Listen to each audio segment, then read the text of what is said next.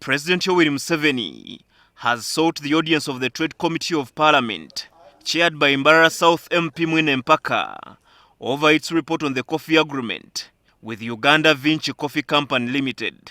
The committee recommended tough actions, including cancellation of the agreement for several reasons, like violating several Ugandan laws, giving monopoly powers to Vinci, and the company lacking the financial capacity to develop the 25 acres of land government freely gave it in Namamve for the construction of a coffee processing plant.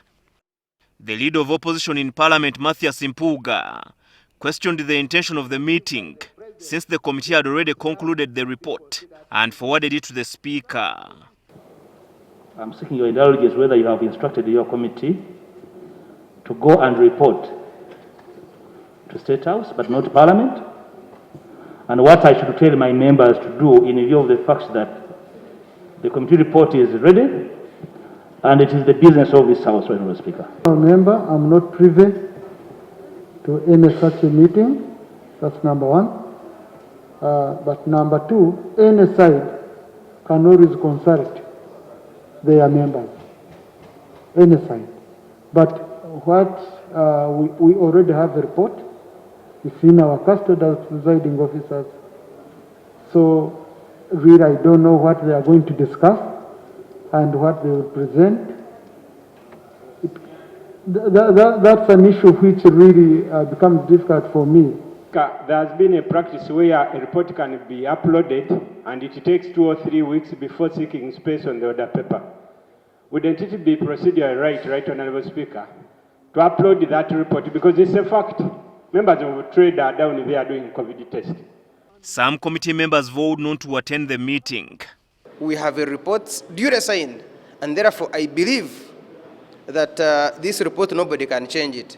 Now, whether some members meet the president or they don't, our report will not change, and I don't expect anybody to come and say this was not my signature. So I believe. But once a report goes into the office of the Clerk of Parliament, and the Speaker pronounces himself of having received the report signed by all members, those members of Parliament are now functioned as official. They have no powers over that report. The report is under the hands of Parliament, and they cannot debate their own report.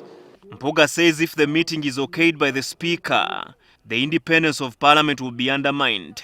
An attempt to conduct the business of the House in that manner has the effect of undermining Parliament, and an attempt to create a fusion between the executive and Parliament, which two are not supposed to work in conflict, but they're supposed to work independent of each other, for us to be able to generate the total effect and benefit of the doctrine of separation of powers.